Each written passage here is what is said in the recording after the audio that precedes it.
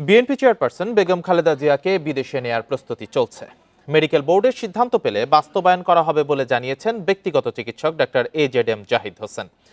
দুপুরে এভারকেয়ার হাসপাতালে ব্রিফিংয়ে কথা জানান তিনি। এ সময় ডাক্তার AZM জাহিদ হোসেন বেগম খালেদা জিয়ার শারীরিক অবস্থা নিয়ে গুজব ছড়ানো বন্ধ ও কান না দেওয়ার আহ্বান জানান। বলেন, হাসপাতালে চিকিৎসা গ্রহণ করতে পারছেন তিনি।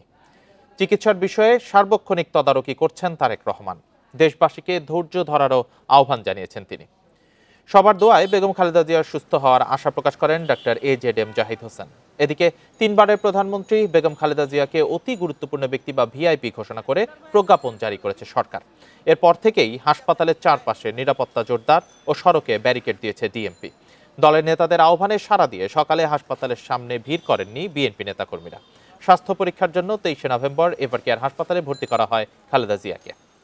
মেডিকেল বোর্ডের সদস্যরা ওনাকে দেখেছেন, আজকেও ইউকে থেকে ওনাকে দেখার জন্য বিশেষজ্ঞ আসবেন এবং ওনারা দেখবেন। দেখার পরবর্তীতে ওনাকে যদি ট্রান্সফারেবল হয়, আমাদের যদি ট্রান্সফার করার প্রয়োজন পড়ে মেডিকেল বোর্ড মনে করে, তখনই ওনাকে সেই যথাযথ সময়ে ওনাকে চিকিৎসার জন্য দেশের বাইরে নিয়ে যাওয়া হবে।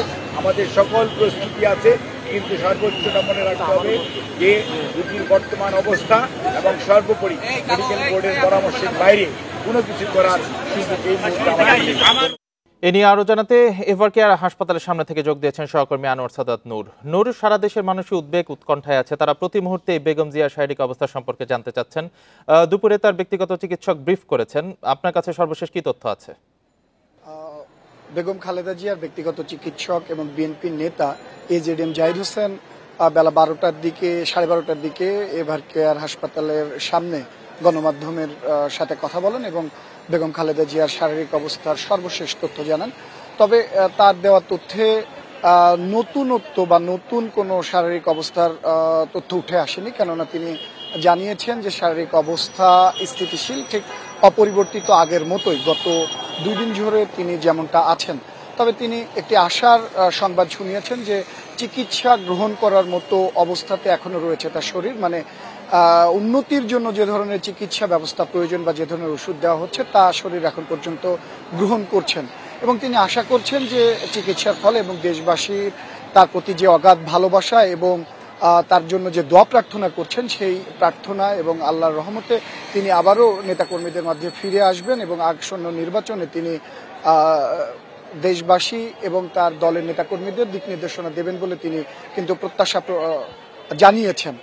একই সাথে ডাক্তার জাহিদ হোসেন কিন্তু বলছেন যে তারেক রহমান বিদেশে বসে সর্বদা এই মেডিকেল বোর্ডের সাথে যোগাযোগ রাখছেন এবং সার্বক্ষণিক তিনি খোঁজ খবর নিচ্ছেন বেগম খালেদা জিয়ার শারীরিক অবস্থা কেমন আছে, কোন দিকে যাচ্ছেন। একই সাথে তিনি উন্নত চিকিৎসার জন্য যে বিদেশে নেওয়ার চিন্তা বা পরিকল্পনা করা হচ্ছে, বিএনপি ইতিমধ্যে সকল প্রস্তুতি সম্পূর্ণ করেছে বা প্রস্তুত রয়েছে বলে কিন্তু জাহিদ হোসেন জানিয়েছেন। তবে অপেক্ষা করছেন যে মেডিকেল বোর্ড কি সিদ্ধান্ত দেয় তার উপরে, কেননা গত পরশুদিন মেডিকেল বোর্ড জানিয়েছিলেন যে খালেদা জিয়ার যে শারীরিক অবস্থা তাতে এই মুহূর্তে তাকে বিদেশে নেওয়া বা স্থানান্তরিত করা সম্ভব নয়।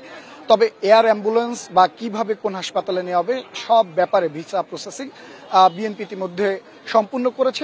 বলা যায় যে তারা প্রস্তুত যে মেডিকেল বোর্ড যে সিদ্ধান্ত দেবে বা যখন দেবে যেন তাকে সেই অনুযায়ী বিদেশে বা উন্নত চিকিৎসার ব্যবস্থা করা যায় সে ব্যাপারে প্রস্তুত রয়েছেন। তাছাড়াও বাংলাদেশে বসে যেন বিশ্বমানের বা আন্তর্জাতিক সেবাটা নিশ্চিত করা সম্ভব হয় সে ব্যাপারেও কিন্তু দল এ ব্যাপারে নিশ্চিত করেছেন, কেননা ইতিমধ্যে নতুন একটি মেডিকেল বোর্ড গঠন করা হয়েছে গত 2 দিন আগে। সেখানে যুক্তরাজ্য, যুক্তরাষ্ট্র এবং সর্বশেষ গতকাল চীনের 5 সদস্যের একটি প্রতিনিধি দল এসেছেন, যারা গতকাল 4 ঘন্টা ধরে পর্যবেক্ষণ করেছেন বেগম জিয়াকে, তার শারীরিক অবস্থা এবং যে মেডিকেল বোর্ডের চিকিৎসকরা তাদের সাথে পরামর্শ করেছেন, আলোচনা করেছেন যে এই পরিস্থিতিতে কি করা সম্ভব এবং কিভাবে আধুনিক চিকিৎসা ব্যবহার বা এখানে তাকে দেওয়া যায়। আজও কিন্তু আরেকটি প্রতিনিধি দল চিকিৎসক বোর্ডের বিদেশ থেকে আসার কথা রয়েছেন, তারা আসলে সে ব্যাপারে কনফার্ম করা হবে এবং নতুন করে আবার গণমাধ্যমকে জানানো হবে কিন্তু জাহিদ হোসেন জানান। একই সাথে জাহিদ হোসেন বলেন যে খালেদা জিয়ার শারীরিক অসুস্থতাকে নিয়ে বিভিন্নভাবে গুজব ছড়ানো হচ্ছে নেতাকর্মীদের উদ্দেশ্যে। তিনি বলেন এবং অনুরোধ জানান যে কোনো ধরনের গুজবে কান না দেওয়া কিংবা গুজব ছড়ানো থেকে যেন বিরত থাকা হয়।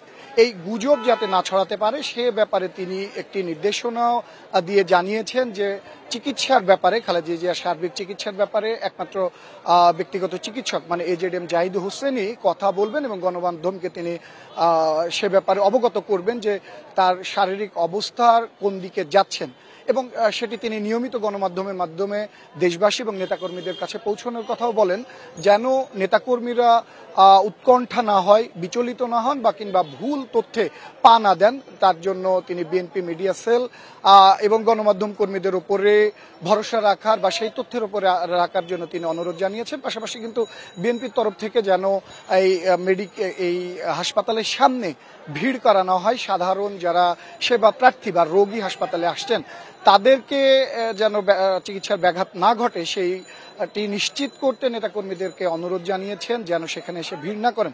তারপরেও কিন্তু আমরা দেখতে পাচ্ছি ব্যাপক নেতাকর্মীর ভিড় সকাল মানে বেলা বাড়ার সময় থেকে আস্তে আস্তে করে সেটি বাড়তে শুরু করেছে। নেতাকর্মীরা বলছেন যে যদিও নেতারা তাদেরকে নির্দেশ দিচ্ছেন কিন্তু মনকে সান্ত্বনা দেওয়ার জন্য এবং এখানে এসে একটা প্রশান্তির জন্য তারা এসেছেন।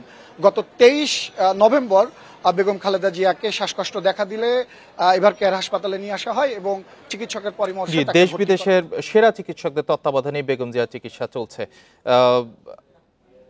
নূর, আপনি তথ্য সংগ্রহ করতে থাকুন, পরবর্তীতে আবার আপনার কাছে আমরা ফিরে আসবো।